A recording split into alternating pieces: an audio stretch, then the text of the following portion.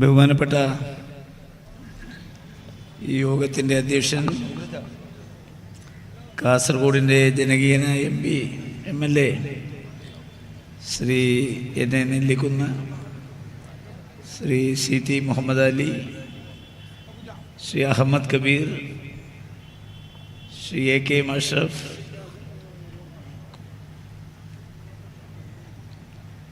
അധ്യക്ഷവേദിയിൽ ഇനി ഒരുപാട് പണ്ഡിതന്മാരും വിശിഷ്ട വ്യക്തിത്വങ്ങളുമുണ്ട്. ഞാൻ എല്ലാവരുടെയും പേര് പറയുന്നില്ല. 6:10 മഗ്‌രിബ് നിസ്കാരം ആരംഭിക്കണം. അതുകൊണ്ട് ദീർഘമായ ഒരു പ്രസംഗത്തിന് പ്രസക്തിയില്ല. മാത്രമല്ല, കൊല്ലമ്പാടി അബ്ദുൽ ഖാദർ വളരെ വിശദമായി ഈ വിഷയത്തെക്കുറിച്ച് നിങ്ങളോട് പ്രതിപാദിച്ചിട്ടുണ്ട്. നമുക്കറിയാം, മനുഷ്യഹൃദയമുള്ള എല്ലാവരും ഇന്ന് പാലസ്തീനോടൊപ്പമാണ്, യാസർ അറാഫത്തിൻ്റെ നാട്ടിനോടൊപ്പമാണ്, സ്വന്തം നാടിനു വേണ്ടി, സ്വന്തം ജീവൻ രക്ഷിക്കാൻ വേണ്ടി പടപൊരുതിക്കൊണ്ടിരിക്കുന്ന ഹമാസിനോടൊപ്പമാണ്.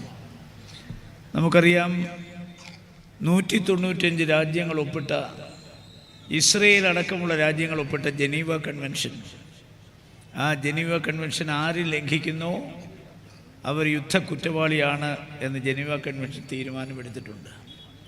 ആ ജനീവ കൺവെൻഷനിൽ ഇസ്രയേൽ ഒപ്പിട്ട രാജ്യമാണ്. ആ ജനീവ കൺവെൻഷൻ പറയുന്നത് ജനവാസ കേന്ദ്രങ്ങളിൽ ബോംബിംഗ് പാടില്ല. 2 ആശുപത്രികളിൽ ഒരു കാരണവശാലും ബോംബിംഗ് പാടില്ല.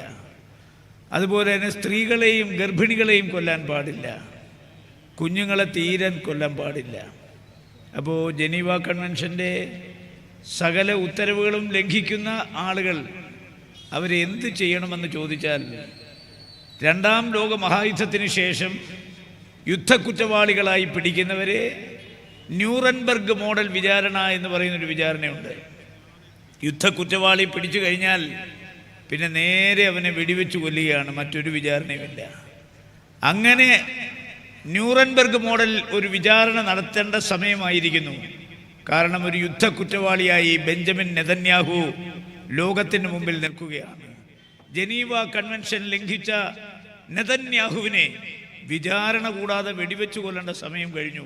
കാരണം അത്ര കണ്ട് നരഹത്യയാണ് അവിടെ ചെയ്തുകൊണ്ടിരിക്കുന്നത്. നിങ്ങൾക്കറിയാം, 1938 മഹാത്മാഗാന്ധി ഹരിജൻ എന്ന് പറയുന്ന വാരികയിൽ എഴുതി. അദ്ദേഹം പറഞ്ഞു, അമേരിക്കക്കാരുടെ പോലെ, ഇംഗ്ലീഷ് ഇംഗ്ലണ്ടുകാർക്ക് പോലെ, ഫ്രഞ്ച് ഫ്രാൻസുകാർക്കെന്ന പോലെ പാലസ്തീൻകാർക്കുള്ളതാണ്. 1500 വർഷത്തെ പാരമ്പര്യമുണ്ട് പാലസ്തീനുകാർക്ക്. ഒരു രാജ്യം കയ്യിൽ കെട്ടിയപ്പോൾ, ആയുധം കയ്യിൽ കെട്ടിയപ്പോൾ, ഒരു ജനതയെ മൊത്തം ഉന്മൂലനം ചെയ്യാൻ ഇന്ന് അമേരിക്കയുടെ സഹായം, ഇംഗ്ലണ്ടിന് സഹായം കിട്ടിയപ്പോൾ നരഹത്യയാണ് അവിടെ നടന്നുകൊണ്ടിരിക്കുന്നത്. വംശീയ ഹത്യയാണ് നടന്നുകൊണ്ടിരിക്കുന്നത്. ആ വംശീയ ഹത്യയെ, നരഹത്യയെ നമുക്ക് അതിശക്തമായി എതിർത്തേ പറ്റൂ. അമേരിക്കയാണ് ഇതിൻ്റെ പിന്നിൽ, ഇംഗ്ലണ്ടാണ് ഇതിൻ്റെ പിന്നിൽ. നമുക്കറിയാം, ഇറാഖിലെ 10 ലക്ഷം അറബികളെ അല്ലെങ്കിൽ ഇസ്ലാമികളെ കൊന്നൊടുക്കിയ രാഷ്ട്രമാണ് അമേരിക്ക. അഫ്ഗാനിസ്ഥാനിൽ 7 ലക്ഷം മുസ്ലിമുകളെ കൊന്നൊടുക്കിയ രാജ്യമാണ് അമേരിക്ക.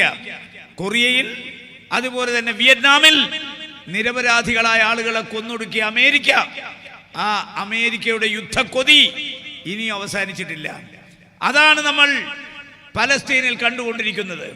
പാലസ്തീനിലെ ജനങ്ങൾ ഇന്ന് ആയുധമെടുത്തത് സ്വയരക്ഷയ്ക്ക് വേണ്ടിയിട്ടാണ്, അവരുടെ ജന്മനാട് വീണ്ടെടുക്കാനായിട്ടാണ്. ലക്ഷക്കണക്കിന് ആളുകളെ കൊല്ലുന്നവർ രാജ്യസ്നേഹികൾ. ആ സ്വന്തം നാട് സംരക്ഷിക്കാൻ ആരെയെങ്കിലും കൊന്നാൽ അവർ തീവ്രവാദികൾ. അങ്ങനെയാണെങ്കിൽ ആ തീവ്രവാദികളോടൊപ്പമാണ് നമ്മൾ ഓരോരുത്തരും. കാരണം ഹമാസ് മനുഷ്യന്റെ ജീവൻ രക്ഷിക്കാനാണ് ആയുധമെടുത്തത്. ഹമാസ് ഒരു രാജ്യം അന്യാധീനപ്പെടുത്താൻ ശ്രമിച്ച ആളുകളെ ഓട്ടിക്കാനാണ് ആയുധമെടുത്തത്. അങ്ങനെ ആയുധം എടുക്കേണ്ടി വന്നു, എടുപ്പിച്ചു എന്ന് വേണം പറയാൻ. ഇവിടെ നമ്മുടെ കാസ്മി പറഞ്ഞല്ലോ, ഓസ്ലോ കരാർ, സമാധാനത്തിന് വേണ്ടിയിട്ടുള്ള ആ ഓസ്ലോ കരാർ ഐക്യരാഷ്ട്രസഭയിൽ ഒപ്പിട്ട് പുറത്തു വന്നിട്ട് യാസർ അറാഫത്ത് പറഞ്ഞു, ഞങ്ങളുടെ പാലസ്തീൻ രാഷ്ട്രം തരാമെന്നുള്ള വാഗ്ദാനം ഇസ്രയേൽ ലംഘിച്ചു. അതുകൊണ്ട് ആയുധമെടുത്തല്ലാതെ ഇനി മുന്നോട്ട് പോകാനാകില്ല.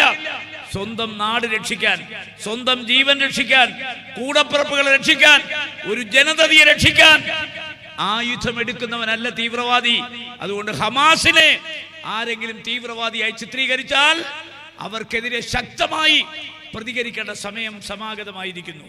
അതുകൊണ്ട് വളരെ വ്യക്തമായി നമുക്ക് പറയാം, നമ്മുടെ നാട്, ഇന്ത്യക്കൊരു പാരമ്പര്യമുണ്ട്, ഒരു പൈതൃകമുണ്ട്. സ്വാതന്ത്ര്യം നേടിയെടുക്കുന്നതിന് മുമ്പ് മഹാത്മാഗാന്ധി വ്യക്തമാക്കിയിട്ടുണ്ട്, ഒരു രാഷ്ട്രത്തിന് കൊടുക്കേണ്ട സകല അംഗീകാരവും പാലസ്തീന് കൊടുക്കണം. ഒരു രാഷ്ട്ര തലവന് കൊടുക്കേണ്ട അംഗീകാരം യാസർ അറാഫത്തിന് കൊടുക്കണം. മഹാത്മാഗാന്ധി പറഞ്ഞ വാക്ക് ജവഹർലാൽ നെഹ്റു അക്ഷരം പ്രതിപാലിച്ചു, ഇന്ദിരാഗാന്ധി അക്ഷരം പ്രതിപാലിച്ചു, രാജീവ് ഗാന്ധി പാലിച്ചു. കഴിഞ്ഞ കാലത്തെ ഇന്ത്യ ഒരു രാഷ്ട്രത്തിന് കൊടുക്കേണ്ട അംഗീകാരം പാലസ്തീന് കൊടുത്തിട്ടുണ്ട്. ഒരു രാഷ്ട്ര തലവന് കൊടുക്കേണ്ട അംഗീകാരം ശ്രീ യാസർ അറാഫത്തിന് കൊടുത്തിട്ടുണ്ട്. ഇന്ദിരാഗാന്ധി വെടിവെച്ച് കൊല്ലപ്പെട്ടപ്പോൾ അവരുടെ വിലാപയാത്ര ആരംഭിക്കുന്നതിന് മുമ്പ് ഇന്ദിരാഗാന്ധിയുടെ മൃതശരീരത്തിൽ പൊട്ടിക്കരഞ്ഞുകൊണ്ട് കെട്ടിപ്പിടിക്കുന്ന കാഴ്ച ഞാൻ കണ്ടതാണ്. യാസർ അറാഫത്ത് ന്യൂഡൽഹിയിൽ എൻ്റെ സഹോദരി പോയി എന്ന് പറഞ്ഞ് ഇന്ത്യയും പലസ്തീനുമായി, ഇന്ത്യയും യാസർ അറാഫത്തുമായി അങ്ങനെ ഒരു വൈകാരിക ബന്ധമുണ്ടായിരുന്നു. പക്ഷേ എനിക്ക് ലജ്ജ തോന്നുന്നു, ഇപ്പൊ ഇന്ത്യയിലാണ് ജനിച്ചത് എന്നുള്ളത് കൊണ്ട്. എന്തുകൊണ്ടാണ്? നമ്മുടെ പ്രധാനമന്ത്രിക്ക് നാണമില്ലേ അമേരിക്കയെ പിന്തുണയ്ക്കാൻ? ഇന്ത്യക്കാരനായ ഒരുത്തനാണ് ഇന്ന് ബ്രിട്ടീഷിന്റെ പ്രധാനമന്ത്രി ഋഷി സുനക്. അയാൾ ഇന്ത്യക്കാരനാണെന്ന് പറയാൻ എനിക്ക് നാണം തോന്നുന്നു. കാരണം അമേരിക്കയും അതുപോലെ ഇംഗ്ലണ്ടും, ആ ഇംഗ്ലണ്ടിന്റെ ഏറാമൂളിയായി നമ്മുടെ രാജ്യത്തിന്റെ പ്രധാനമന്ത്രി മാറി എന്ന് പറഞ്ഞാൽ ഇന്ത്യക്ക് അപമാനമല്ലേ? അതുകൊണ്ട് ഇനിയെങ്കിലും ഐക്യരാഷ്ട്രസഭയുടെ തീരുമാനം അംഗീകരിച്ച് വെടിനിർത്തി സമാധാനം പുനഃസ്ഥാപിച്ച് പാലസ്തീനെ അംഗീകരിക്കാൻ ഇന്ത്യയുടെ പ്രധാനമന്ത്രി തയ്യാറാകണം. അവിടെ മരുന്നില്ല, അവിടെ വെള്ളമില്ല, അവിടെ വെളിച്ചമില്ല, സകല ആശുപത്രികളും ബോംബിട്ട് തകർക്കുന്നു. അത് പറഞ്ഞില്ലേ? ഇവിടെ ഡയാലിസിസ് നടക്കുന്നില്ല, ക്യാൻസർ രോഗികൾക്ക് കീമോ നടക്കുന്നില്ല, ക്യാൻസർ രോഗികൾക്ക് ട്രീറ്റ്മെന്റ് നിർത്തി. പ്രസവം മാസങ്ങൾക്ക് മുമ്പ് നടന്ന പല കുട്ടികളും ഇൻക്യുബേറ്ററിൽ കിടന്ന് മരിക്കുന്നു. ഒരു ശവമഞ്ചമായി മാറിയിരിക്കുന്നു പാലസ്തീൻ, ഒരു ശവപ്പറമ്പായി മാറിയിരിക്കുന്നു പാലസ്തീൻ. ആ ശവപ്പറമ്പിൽ നമുക്ക് നമ്മുടെ അവിടുത്തെ ജനങ്ങളെ രക്ഷിക്കാൻ, ഇനിയും കൂടുതൽ കൂടുതൽ ശവങ്ങൾ വീഴാതിരിക്കാൻ ലോകരാഷ്ട്രങ്ങൾ മുഴുവൻ സംഘടിക്കേണ്ടിയിരിക്കുന്നു.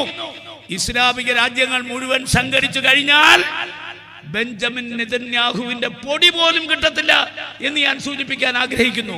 പക്ഷെ അവർ സമാധാന പ്രേമികളാണ്.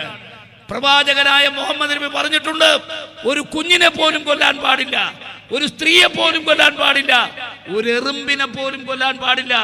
അതുകൊണ്ട് അവർ ആത്മസംയമനം പാലിക്കുന്നവരാണ്, സഹിഷ്ണുത ഉള്ളവരാണ്.